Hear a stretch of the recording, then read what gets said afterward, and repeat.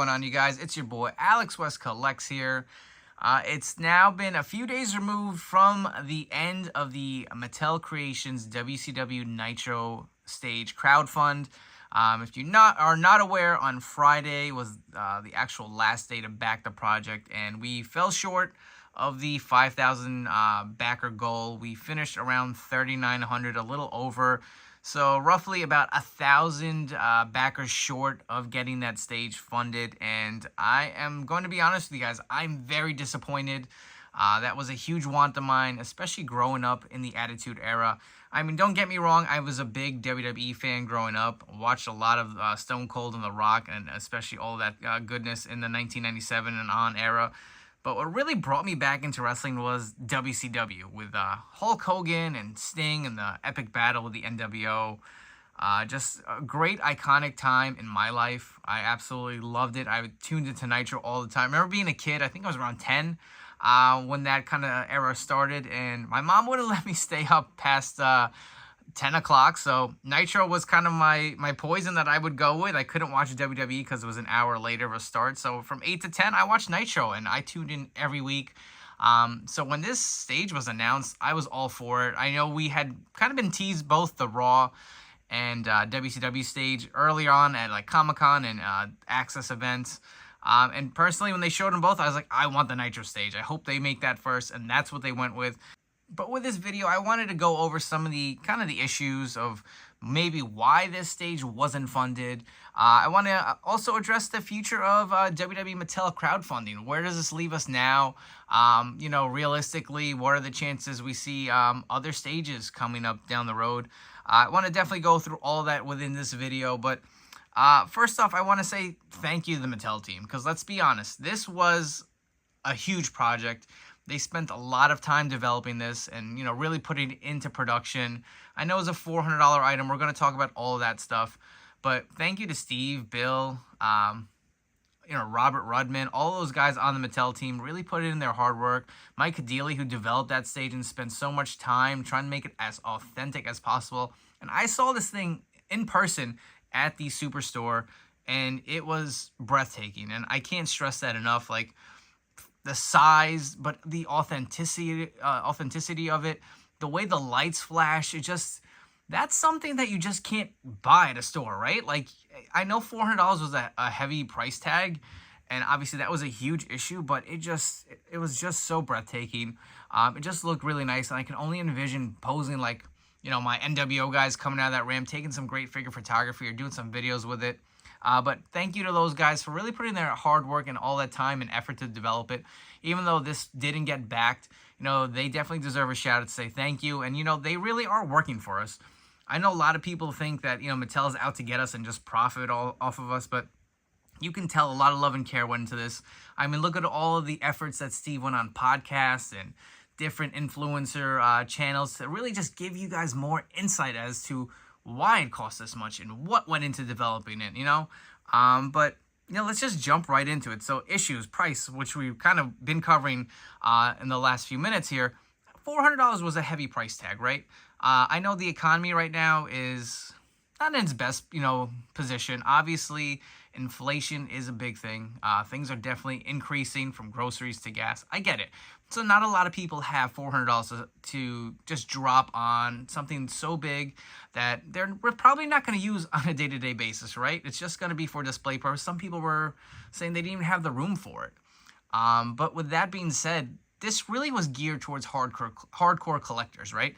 This wasn't for your everyday fan. It really wasn't for the casual fan, even though some people are saying that's who we need to get on board. This was for your hardcore fan. And there's a lot of us in the community, right? And we all were clamoring for something big. Anytime Mattel would put those dioramas on, different access events or whatever, we'd say, give us a stage. Well, Mattel would always ask us, how much would you be willing to pay for this? And I guess, $400 was too high of a price tag. I saw a lot of comments where people are saying, include all of the figures. Give us all 5 figures and the stage for $400. It's just not feasible, guys. I mean, when you look at it, they have a minimum order requirement, right? They have to have an MOQ as far as how many they can produce to give it to you at that price. So at $400, they were technically only going to give us one figure and an early backer if you backed by a certain time. But the way the project evolved, they were going to give you a full stage. You were going to get Scott Steiner and Rey Mysterio. So at $400, 2 figures and a stage, right? The next tier to give you another figure, if you think about it, they had to produce 2,000 more units to throw in another figure. So you go from 5,000 to 7,000, you get DDP involved, right? At another 2,000, when you hit 9,000, gives you another figure. So think about that. You're asking them to give you 5 figures for half the value, right? So at 11,000, they were supposed to give you 5 figures and a stage. It's just not feasible. Like, there's no way that was going to happen. And Mattel's in the market to make money. So let's be honest. I know a lot of us are saying they're price gouging and trying to really hit us in our pockets.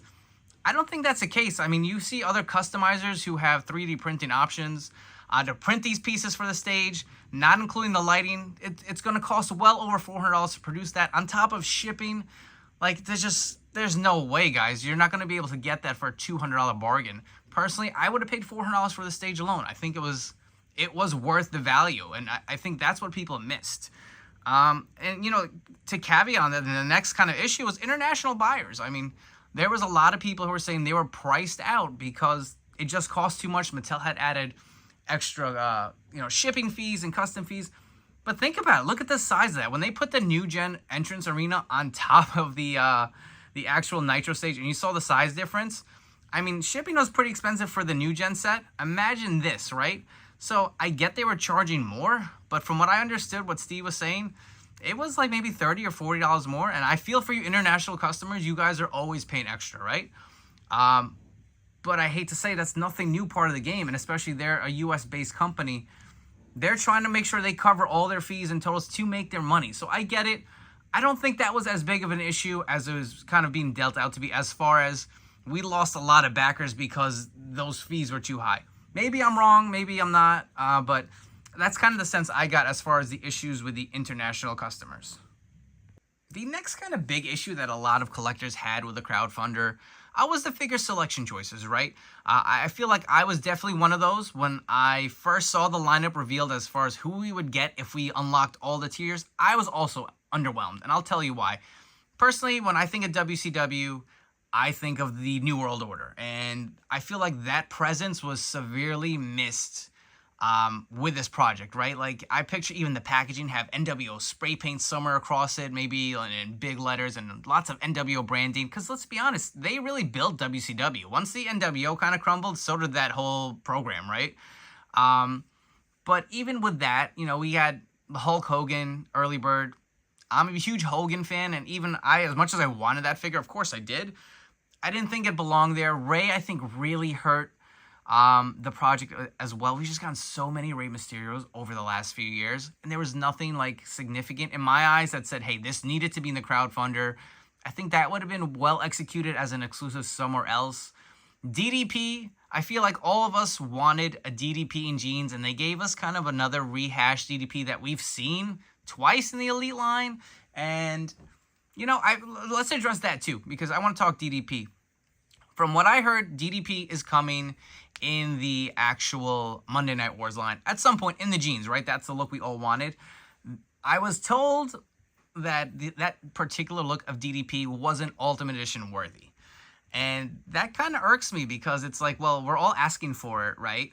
And if it's not Ultimate Edition worthy, as far as like a mainline release or something, throw it in the crowdfunder, because that would have gotten people excited. Throw in some extra rib tape, like the black or the white rib tape, interchangeable hands, the US title.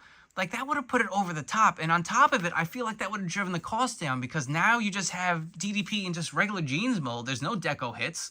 There's nothing else. It's literally the same torso with the jeans. Now, mind you, again, the figure selections, as I'm sitting here complaining, still I feel like could have been better, right? But with that being said, the bigger picture I think we all kind of missed, which I feel like I was starting to get more of a grasp of as this this whole crowdfunder went, was we're going to get all these guys anyway, right? They announced the whole Monday Night Wars line. So as disappointed with the figure selections as I was, just as you guys were, we're going to get them anyway. These figures really were a bonus, right? So if you wanted Hollywood Hogan Ultimate, I think that's coming. If you wanted the Outsiders in the debut look, we're obviously getting Scott Hall. That was announced. So all the guys we wanted or wanted to be included in there, whether it would be, the Steiner brothers, Booker T, they're coming. They're going to make them. So I think that was something that a lot of people didn't grasp. And that kind of really hurt the project because we were all stuck on, I don't want another Hogan. I don't want Rey Mysterio. Only one I want is Scott Steiner. And even on that, the caveat was they even switched around the crowdfunder to say, okay, you guys want Steiner? Get it to 5K. We'll give you Steiner and Rey. It is what it is. Unfortunately, we can all sit here and fantasy book our lineups. The conversations I've had from Mattel and heard through different interviews is they considered all those guys, right? At the end of the day, it's a lot of different processes and approvals and, a lot of cooks in the kitchen sitting here. It's not just like Steve walked in there and said, I want these 5 guys. You got the rest of the Mattel team. You got WWE to consider. There's a lot of different factors to get these things approved.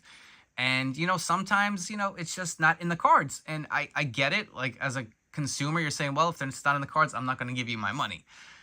But I feel like once all of these figures start coming out with the Monday Night Wars line, we're getting the ring with Eric Bischoff. This is going to be severely missed. I feel like we're all going to be like, damn, what could have been had we had this entrance stage to go with all of this? I would have put it over the top. But then you could imagine the pictures you could have taken.